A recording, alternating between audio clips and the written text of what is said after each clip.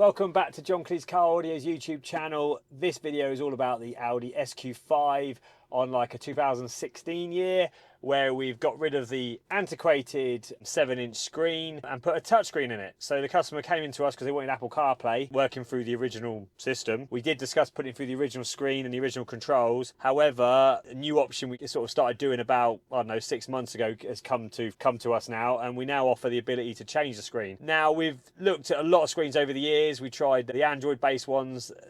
They tend to have a few problems because I think it's mainly because the software's unlocked and you can like download whatever apps you want to them, which inevitably, unfortunately, slows the unit down or causes corruption. So this system is a Linux-based screen, so it is completely closed. It doesn't allow you to do anything other than wireless Apple CarPlay and wireless Android Auto and access the factory Audi equipment. We can't download apps to it. You can't play pool on it or watch Netflix on it. It is purely for Apple CarPlay and Android Auto, which is what the customer had. Now, starting from the top, phone's already connected, so now I can have touchscreen control of Apple CarPlay. I can also use the dial down here and actually highlight the one. If I just zoom out so you can actually see me doing that at the same time. So I can turn the dial and you can see it selecting the icons, which is quite nice if you want to do that when you're driving. Saves getting fingerprints on the screen, but it's just nice to have both options. So I can now go to my YouTube Music, hit play. We've got YouTube Music playing. We can use Waze, which is there.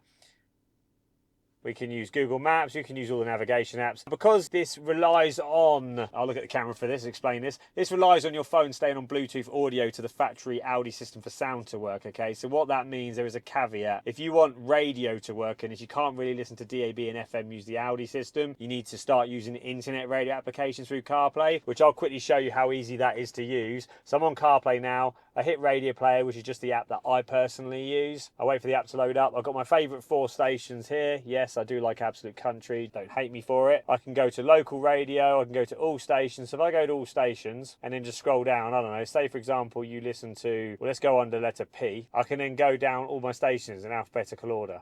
So if you want to listen to Planet Rock, Planet Rock's here, and that is what Planet Rock will be playing on DAB, but using your data, using internet radio. There you go, The Who starts playing. And then if we scroll round to, I don't know, so let's go past that and go to V, we should have the Virgin channels, for example.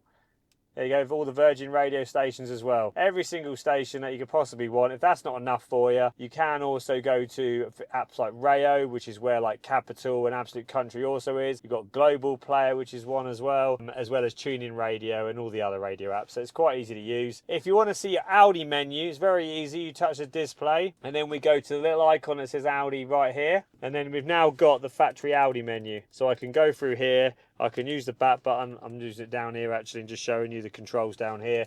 I can actually go through and just check all the car information and that lot. So anything to do with the Audi isn't lost. It's still in the background. And if you want to go back to CarPlay, it's as simple as touching the screen and then going to CarPlay. It's that simple to switch between the Audi menu. It does do Android Auto wirelessly as well. If you do want to watch TV on it, there is a way round of doing that. You can do screen mirroring or AirPlay via an Android and iPhone, but it just switches off CarPlay then. So whilst you're doing that, you can't have phone calls in the car, you know, and you can't play music. So it's more for when you stop, maybe stuck in, I don't know, a crash on the M4, whatever, or you're going to be stuck for an hour. You can actually screen mirror and follow the on-screen instructions now to do that if you wanted to do that. It still supports the factory reverse camera, so if I put it in reverse right now, the reverse camera is going to come out as normal with the parking sensor overlay, just like the Audi system. It's going to come in this format because the camera's never worked on a big screen like this. It'll be a very stretched image if you try to stretch it. So it keeps the ratio the same as the original screen and then has the Audi logo on the right. I like this because the touchscreen is actually brought further forward towards you, means it's easy to use. There's your hazard switch, and then if I show you behind, there's no ugly panels or anything or ugly gaps. It does actually look like it's finished. It does fit really nice, and I'm like 5'10", and you know I'm not excessively tall, but it's very easy to reach. Even if you're a 6'3", you're not having to reach across the dashboard to touch it. It's right here. It's a really nice option. All the steering wheel controls still work as well. Yeah, this is our favorite option for adding CarPlay and Android Auto. We still add it to the original screen, so if you want to keep it fully authentically original, we can do that, and then you just use the rotary dial to navigate CarPlay. But if you want, in my opinion, the better option, the 10.2-inch touchscreen is the best option for now. This is Connor from John Cleese Car Audio, signing off. We'll see you soon. See you later.